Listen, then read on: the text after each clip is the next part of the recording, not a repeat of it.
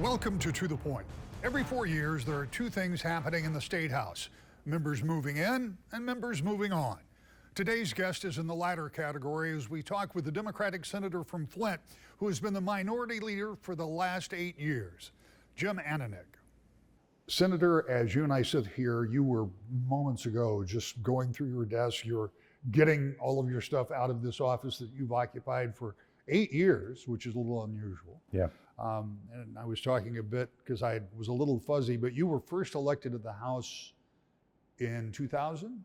2010, yeah, the 2010. 2010. Yep. Sorry, yeah. Yep. And so you served part of a term there and then came over and served a partial term in the Senate. Yep. So you have almost 12 years. 10 years. Yeah, 10 years in the Senate. I did a full term in the House and then half, 5 months. Yeah. And just about 10 years in the Senate, yeah. So let's start from there, looking backwards as you prepare to step out of public life for now. Yeah. And what this has all been like for you. I mean, it's been pretty interesting given some of the times that you've had to serve through. Yeah, I mean, you look back at what's been the, some of the challenges or things we've had to work on. I mean, you had the Detroit bankruptcy, the Flint water crisis. We did something with the Detroit schools. Obviously, we made a number of runs at infrastructure. I had 2 members had to leave due to, they were removed from office. Won 5 seats in 2018, another 4 in 2022. I mean, to go from 11 members and 10 at parts of the term to 20, it's been a long journey, but it's been overall much more rewarding than any real complaints I have.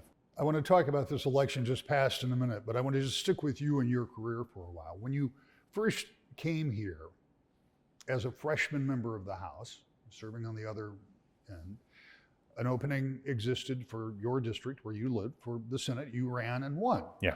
And you served a partial term. And then immediately you became the minority leader. How did that happen in such short order? Because normally it has been a member generally in their second term that serves as the leader. Well, I mean, I got here, and the governor, then the minority leader, Senator Gretchen Whitmer, was a mentor of mine even when I was in the House, and a friend. So when I got here, I just saw a vacuum of future leaders that were willing to focus on the future. I was not willing to accept superminority for any length of time, largely because I knew what that would do to my constituents and the constituents I cared about. I think balance is important.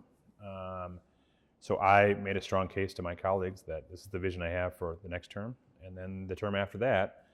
And I think I was a forward-thinking vision. I was willing to walk the walk. I went and knocked doors. I raised money. I dug into legislation.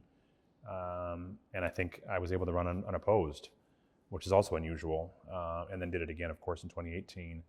So I just made my case, and there was some disarray. I mean, I think from going into a super minority like that, it has an effect on people's psyche, or can. You can go one of two ways. I got super competitive, and other people, I think, were just resigned to the fact that we were going to be in this situation. I just wasn't willing to do that. And I think that maybe inspired some folks to join with me. And I always had a vision for a larger, I wasn't going to make all the decisions myself. I wanted to have different inputs. I've tried to do that through my leadership. I hope that's what people think when they look back. That's what I try to do, at least. In 2018, you won 6 seats, you said? 5 seats. 5 seats. Yeah. But that was the most you'd won since 1976. Watergate. Yeah, Watergate. A long, long time. So, I mean, in perspective, that was a really big step forward, even though you were still in the minority, and obviously that changed in 2022. When you think back to the Flint water crisis, we were in this office, and your desk was down there, I think. And yeah, it was. You and I were talking, and you were telling me about what you were seeing. This was nobody had heard about it. Yeah, it was early on. And you were trying to get somebody in the governor's office to listen. You were trying to get, I think, some of your colleagues to listen too. How tough was that? You had a newborn at home, I think. I did. Yep. And it was in your neighborhood too. It was everywhere. How hard was it for you to, one, try to get Lansing to understand what was going on, and B, navigate your own personal side of that as well as your concern for your constituents? It was probably the most challenging thing I've ever done in my life, and I had to just power through it. I couldn't, parts of you want to sit in the corner in your bedroom with the covers over your head and just being a ball. I couldn't do that. Like, I literally had people's lives at stake. Thankfully, I had a lot of people back home that I was working with. I had people here that were willing to work with me. It took, folks like yourself and others looking at the data, looking at the evidence, and telling the story, because the governor's office was definitely in denial mode. Even when we proved it to them, they tried to minimize it, to try to they were doing damage control versus trying to address it like a public health crisis. And so it was a lot of work. I was terrified. I mean, we adopted our son, so breastfeeding wasn't an option. So I was like a lot of families in Flint, and we were in the highest zip code for where the highest lead levels were. So it was a combination of taking care of my own family and my neighbors, and also trying to make sure people understood the severity of what was going on. And then obviously it became international, and then you saw people just sort of parachuting in. It was kind of like, the people that, feel like they have to go walk across the bridge in Selma. It's like, not that they're bad people for doing that, but like, Flint wasn't a tourist attraction. We weren't some place to just come in and say, oh, look at these people suffering, and then go about your business. Without doing anything. Without doing anything to help. Yeah, right. I mean, the in-state media, yourself, you came, we were at the fire station, remember that? We sat in the back, and while people were doing water, you came a number of times. A number of other people really dug into it and made sure people's voices were heard. And then you had a lot of people that were just trying to make a name for themselves. I don't know how many books were written. I don't know how many documentaries were made. I like to think that they all had good intentions. Some of the books were pretty well written, and others just sort of came in and spun a story and took off. And I don't think that, some of them weren't very helpful. Some of them, I think, did some important work. But there's still work to be done. I mean, we still have children that are suffering the effects of lead poisoning. I was just meeting with somebody yesterday who says we have higher than expected cancer rates in Flint. You can't guarantee it has anything to do with the Flint water crisis, but they said you can't rule it out either. I mean, so there's just going to be a lifetime of things we have to do. On the infrastructure side, you've got new pipes, all the stuff going up to the houses. That's so that's pretty done. well done. Yeah, I mean, the mayor, I think, has literally almost like a handful left, that like of his folks that they just have been able to get them to sign the documentation, but the infrastructure is much improved in Flint. But address that long-term problem. Is there any support for those families that have children who have learning disabilities or trouble with needing to catch up or that kind of thing? We set up a few mechanisms that would outlive any political career, things like that. Any one of our own sort of careers. We set up the Flint registry, and they base it off of the World Trade Center registry. So you keep track of folks, make sure they get the services they need. It's interactive. They can ask for help. They get notification regularly about what services are available. That's extremely important. We set up a fund at our community foundation to help to do long-term programs. We did pretty well, and we didn't reach our goal, but we got pretty close. We put a number of things in the budget sort of baked in, so you have to take them out in order to, if you didn't want to do it anymore. We have a Medicaid, we have a waiver in place for Medicaid for families so that they can, and we keep renewing it. I think it's a 5-year renewal. I think we've already renewed it at least once, so that they have access to Medicaid no matter what, if they need it. So yeah, there's a number of things in place to make sure that those services are available. Nothing's perfect. I mean, there's going to be folks that slip through the cracks, moved, may have different issues as far as accessing information, but overall, I think we've put in place a pretty good structure. Let's talk a little bit about the Detroit bankruptcy, which seems like forever ago, right? It does, doesn't it? Yeah. And it was the talk of this town and this state when that was going on. How tough was that to work with your colleagues from Detroit and the governor's office and all of the interested parties that were trying to put this together? Because I remember the governor being, as he normally was, optimistic about what could happen in Detroit if, as he said, they could get the street lights back on and public safety back up. He said it would be some of the most valuable or undervalued but valuable property in the country. Sure. And to some degree, that turned out to be right. Yeah. I think we benefited a number of ways on that. I mean, I don't think you can underscore the leadership of Mayor Mike Duggan and his willingness to make sure that all voices were heard. One of the failings of Governor Snyder, he took on some tough issues, we worked on some things together, is with him everything was dollar and cents. It was all about, the value of the property could increase. Well, there's 600,000 people who live there, right? The quality of their life should be the first thing we worry about. And I think that helped, that improved as well. But that was never his focus. It was always about the dollar and cents. I think it's important to have an accountant, a bean counter, but you also have to have some people with empathy. The Gretchen Whitmer was, in a super minority, but she still fought to make sure that the residents, the retirees, the people that mattered, the voices were heard. The mayor did the same thing. My Detroit colleagues did. I didn't play a major role in that one, but I was involved in that one because it was important to me. Very similar to the pension reform that we did in the last year's budget. I was much more involved in that because, when you have $30-40 million of your budget going to pay off legacy costs, it means you can't provide services to people, and you can't guarantee that those people that worked hard and did nothing wrong will have their pension. We wanted to fix that.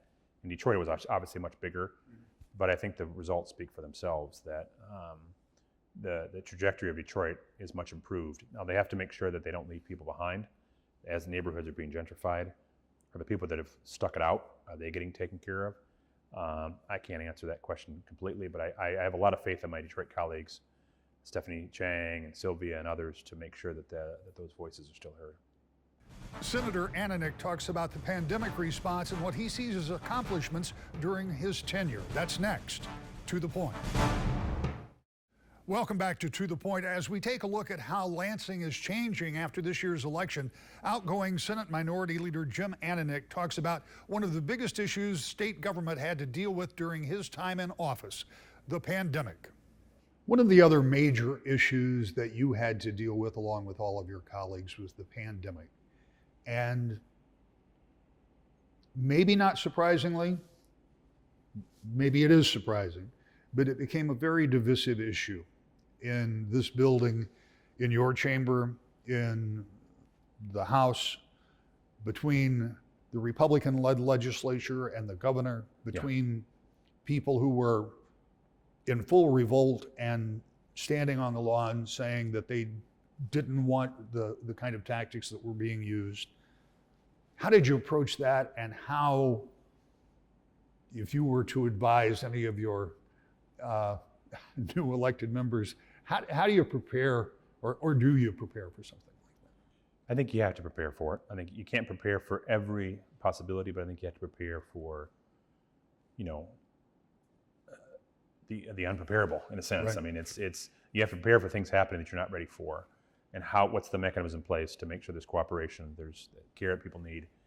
How do we fund the Emergency Operations Center to make sure that when something happens, we have information. Now, the problem with this whole thing largely was that former President Trump thrives on chaos, thrives on division, and he lied to us. I mean, I think that's largely forgotten. He knew about it, the White House and others knew about it in late 2019. We found out about it as a country basically in March. There was no preparation, there was nothing done. It was just, let's just lie about it and then say different things to try to get people amped up. I don't blame people for being angry. I don't blame people for being extremely frustrated. I blame the president for using a global pandemic as an opportunity to divide people and scare people. And a lot of people use that fear in ways that wasn't healthy for this state or this country. And it culminated in the January 6th attack. I hope that we can get back to a place where he was pretty well repudiated in this last election. Pretty much anything he touched was a loss. I hope the party moves back away from a cult and moves back to a functioning alternative party, because we're not always right as Democrats, and they're not always right. And it doesn't mean they're always wrong either. We should be having dialogue and debate. We should be deciding what do we want emergency response to look like. Obviously, the governor, in the vacuum of national leadership, stepped up and tried to protect us with no playbook. So I give her credit for that. You don't have to like the results, you don't have to like the tactics, but you have to, I think, acknowledge that when nobody else was stepping up for us. There was no national response. Governors did what they could across the country, and each one did it differently. Hopefully next time there's going to be a coordinated national response, and states can learn from the mistakes and things we did right and make sure it doesn't happen again. Let's talk about this election just passed. It was historic from the standpoint that for the first time in 40 years in that neighborhood, Yeah. that Democrats will control both the House and the Senate. And over in the House, I think they had control up through 2010 maybe. And we lost as I was well Yeah, right. I remember that. I was prepared to be a chairman, and then it was not when I got here. It's well to point out that all of these things we talked about that you worked on, you've done all of that in the minority for the 12 years that you've been here. But now your colleagues are going to be in the majority. And not just the majority, but they're in the majority with the governor of the same party. What should, from your perspective, some of the priorities be that they look at? Because I'm sure that in some of these offices, there are plans that have been developed over decades that have been kind of passed from one member to the next member to the next member that Republicans did not take up when they were in the majority. So you got to have an idea of what some of those are. For sure. I think one, I would say first, it's a slim majority, 20 to 18, 56, 54. It's still a majority. So obviously our priorities should be front and center. But everything that I didn't like how I was treated, there's two ways to do it. You can say, I'm going to stick it back to them just the way they did me. Or I'm going to realize that every person in this body, both Senate and House, were elected to represent constituents, people. And they have a job to do. I would advise against retaliation. I would suggest we treat each other with respect.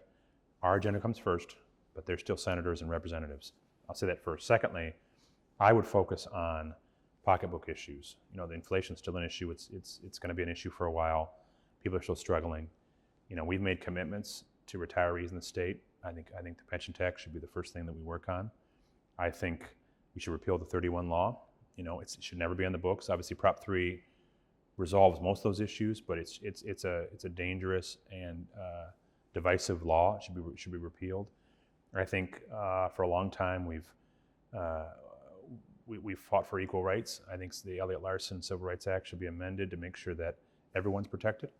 I think those things are all things that should not be divisive. All things that Republicans, these center, kind of Republicans centered in reality would be supportive of. I think those are things you could show a conciliatory, let's work together on. If they decide to fight everything, that's up to them, and then we can obviously, then they've set the tone, not us. I would work on a number of things for people that have been left behind. And I think, I don't want to go into all those things. There's a number of things that obviously that some of our friends have pushed for. I think Right to Work was a mistake 10 years ago. I think it should be fixed. But it doesn't have to be divisive. I think it can be something that gets done over the term in a way that empowers workers. I think it should not be the number one thing they do, because it then it gets a target on its back, and it doesn't need one. But that's my opinion. So I think some of the things those are some of the things that I think we should be working on. I think workforce, continuing to invest in our schools. I think those are all things that we could do without being super divisive, and there's still left progressive type things to do. I think you've answered this in one form, but in urging the new leadership to kind of look at the chamber as a whole and say, yes, it's our agenda, but come along, work with us. Is there a danger, and I say this in no way to be reflective of the incoming Senate Majority Leader, who I know well, and know her to be very measured, but is there a danger within the caucus of overreach because it's been so long since you've been in control? I mean, is the kind of temperance that you're talking about almost demanded in order to kind of keep everybody on board, because you can't lose too many votes? I think it'll naturally flow that way. You can start a different way. You can start one of many ways, but the natural occurring, the way that the legislative body works, will force that to happen. If I was winning, and she will do this naturally, I'm not suggesting that she wouldn't do this. As a matter of fact, this is sort of her personality, her style is I sit down with every member, my members first, Dems first, and say, what is something you want to get done? I look at the 20 members, there's every one of their priorities could be something we could get done in a way that isn't poking the Republicans in the eye. And at the end of the day, if they don't want to go along, then we just get our agenda done and deliver for the families of Michigan, and they can explain why they didn't. But I sit down with Republicans too. There's got to be something that an Eric Nesbitt wants to get done, or a number of the people on the west side of the state that have priorities that don't go against our values that we can get done. We have billions of dollars in our surplus right now. Those investments should be throughout the state. They shouldn't only be in areas where Dems represent. Because roads don't stop and end at partisan lines, right? I mean, we got to fix water and sewer and all the kind of things all over the state. So I think it'll naturally occur that way. There'll be folks that are pushing, and I think it's good to have the more liberal members pushing for a more robust agenda on what their values, and the more moderate members saying, hey, I got to get reelected again, and Republicans saying we want to work with you, but you got to do these things. It's the thing you have to manage as a leader. You're going to be telling people no a lot as majority leader. That's what you have to do. I tell people no a lot as minority leader. It's the job. But I think you can find ways to make sure everyone looks back at the term and says it was pretty successful, and I'm happy with it. And I think that's what will happen. We've got about 60 seconds left, and I started by saying you are literally packing up this office. But as you do, you pack up a lot of memories of things that you've worked on, relationships that you've made, things that have happened that were out of your control. What are one or two of the things that you're proudest of as you leave this, unusually long tenure as minority leader, and you leave your party in the majority? I would say winning the majority, leaving here is probably one of the members that Republicans like to work with the most, even though I was a partisan leader. The Flint water crisis and the way we handled it, some of the opioid work that we did that's still kind of bearing fruit right now. I worked a lot on criminal justice issues. I got $3 million in the budget for violence reduction. I got money for opening up the city lockup, drive-by shooting bills, copper and scrap metal theft. I tried to work on issues that if I ran into people on the street, they would say, hey, thanks for working on that. And that's what happened to me. I was never the establishment's favorite person back home because I didn't really care what the elites thought. I wanted the neighbor that was telling me that their house was getting scrapped and they were in the house. People were doing it while they were there. I wanted to take away that incentive. I wanted to have families that were scared to leave at night and had to hide under their bed so they didn't have a stray bullet hit them. I wanted to help those families. And I feel pretty good about that. I mean, there's obviously things that anybody looks back and say, I wish I'd have got this done, and I'm still going to fight for a few more in the last couple of days we have left. But I got nothing but pride on the time I've served here and tremendous relationships. So very happy. Back with more in a moment. To the point. The legislature will be back in session after Thanksgiving, but it's not expected to be a very long lame duck session. Primarily, the new majorities at both ends of the Capitol are getting organized after leadership elections and planning their agenda beginning in January. You'll meet more new leaders and members and hear from others who are leaving Lansing in the coming weeks. We'll see you next time. To the point.